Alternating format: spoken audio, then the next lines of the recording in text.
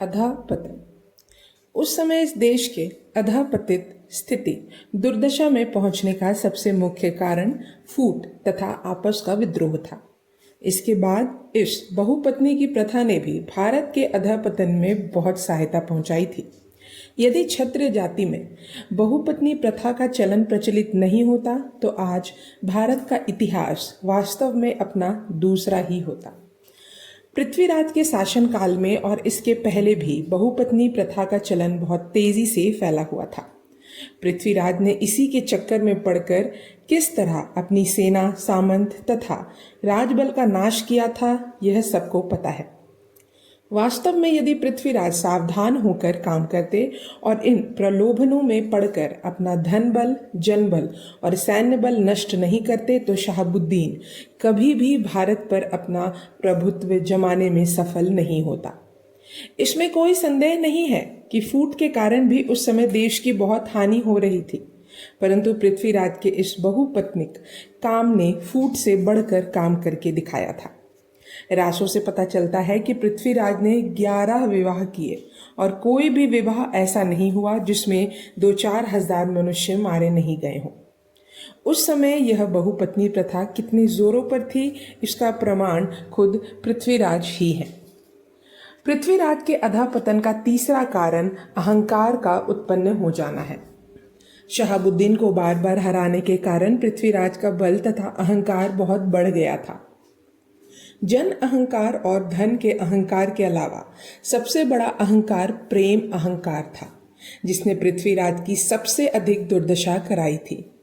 यदि पृथ्वीराज ने एक वैश्या के चक्कर में पड़कर कैमाश को मार नहीं डाला होता, यदि धन के घमंड में चूर ना होकर विचार और विवेक को काम में लाकर चामुंडा राय पर बेकार ही अत्याचार नहीं किए होते और यदि संयोगिता तथा दूसरी राजकुमारियों के रूप की प्रशंसा सुनते ही काम मद में मतवाले नहीं बनकर अपने देश तथा राज्य शासन की व्यवस्था पर ध्यान दिया होता तो उन्हें कभी भी इस तरह दुर्दशाग्रस्त होकर प्राण नहीं गंवाने पड़ते।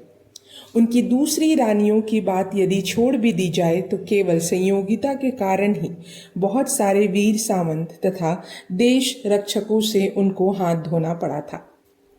देश की रक्षा के लिए जिन साधनों की जरूरत थी वे सब उस समय होने के बाद भी केवल अहंकार के कारण पृथ्वीराज ने इस देश को हमेशा के लिए रसातल को पहुंचा दिया और हमेशा के लिए उसके पैरों में पराधीनता की बेड़ी डलवा दी थी। हालांकि पृथ्वीराज के बहुत सारे वीर सामंत मारे जा चुके थे, फिर भी उस समय भारत भूमि वीरों से शून्य नहीं हुई थी।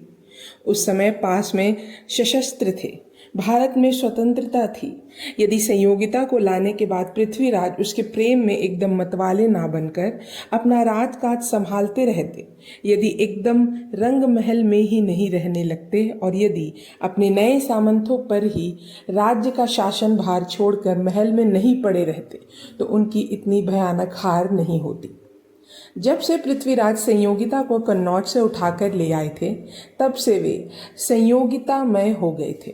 वे संयोगिता के प्रेम से ऐसे मुग्ध तथा उसकी सुंदरता के जाल में ऐसे उलझ गए कि उन्होंने अपने राज्य को देखना, दरबार में आना जाना तथा बचे खुचे वीर सामंतों से मिलना जुलना त्याग दिया था। प्रजा अपने राजा के दर्शन ना पाकर हाहाकार कर उठी। राज्य में बंधनहीनता उत्पन्न होने लगी। मंत्री का पद जैत राय को मिला था जो एक बहादुर मनुष्य था, परंतु इससे क्या होता?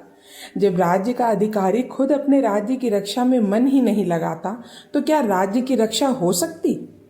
पृथ्वीराज को इन बातों पर ध्यान नहीं था और वे संयोगिता के साथ महलों में आनंद कर रहे थे।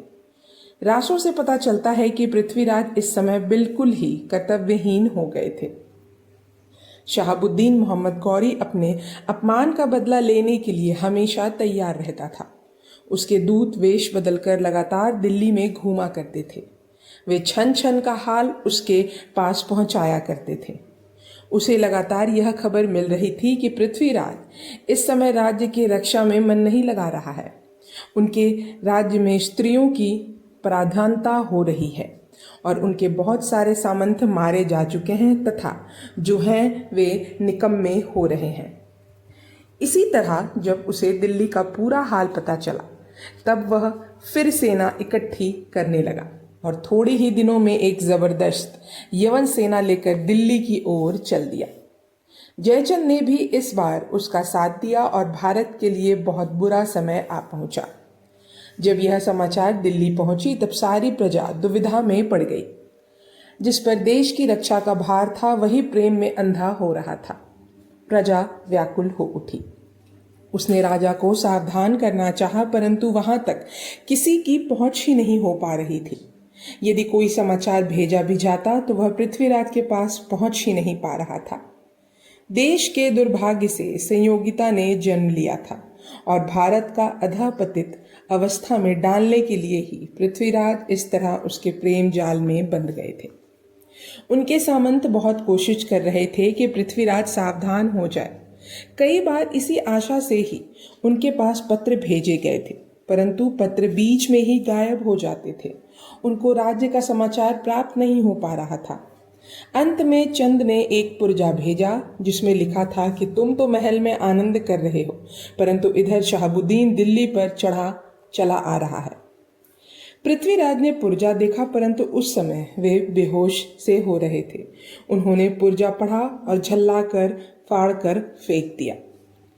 जिस दिन उनके पास कविचंद का भेजा हुआ पुर्जा गया है, उसी दिन रात के समय उन्होंने एक भयानक सपना देखा, जिसके कारण उनका मन विचलित और परेशान हो रहा था। यह सपना उनके पतन की सूचना दे रहा था।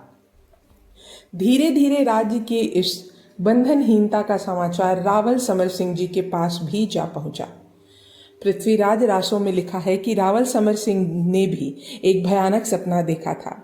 उसी सपने के कारण उन्हें विश्वास हो गया था कि भारत के अधःपतन के दिन आ गए हैं, और जब उन्होंने दिल्ली की इस बुरी अवस्था का हाल सुना तब अपने पुत्र को राजगद्दी सौंपकर पृथ्वीराज की सहायता के लिए चल दिए। वे अपने साथ बहुत सारी सेना लेकर चले थे, क्योंकि उन्हें समाचार मिल चुका था कि मोहम्मद गौरी जल्द ही भारत पर आक्रमण करना चाहता है। रावल समर सिंह जी दिल्ली आए, परंतु यहाँ इनकी अगवानी करने वाला कोई नहीं था। वास्तव में बात यह थी कि पृथ्वीराज को इस बात की खबर ही नहीं थी। जिस समय रावल समर सिंह जी चित्तौड़ से चले थे, उसी समय से उनका मन व्याकुल हो रहा था। दूरदर्शी समर सिंह ने भविष्य अंधकार में देखकर ही अपनी गद्दी पर अपने पुत्र करण सिंह को बैठाया था, परंतु वे यह नहीं समझ सकते थे कि एकदम यह अवस्था आ पहुंची है। रासों से पता चलता है कि रावल समर सिंह जी के आने के कई दिन बाद पृथ्वीराज को उनके आने का समाचार मिला था और वे उनसे मिलने गए थे। पहले तो उन्होंने उन्हें विदाई देकर विदा करना चाहा, परंतु समर सिंह जी जिद करके रुक गए। यदि कोई दूसरा राजा होता तो इसे अपना अपमान समझकर गुस्सा होकर चला जाता, परंतु दूरदर्शी बुद्धिमान समर सिंह जी ने इस समय अपने मान अपमान का ध्यान छोड़कर देश की रक्षा करना ही उचित समझा।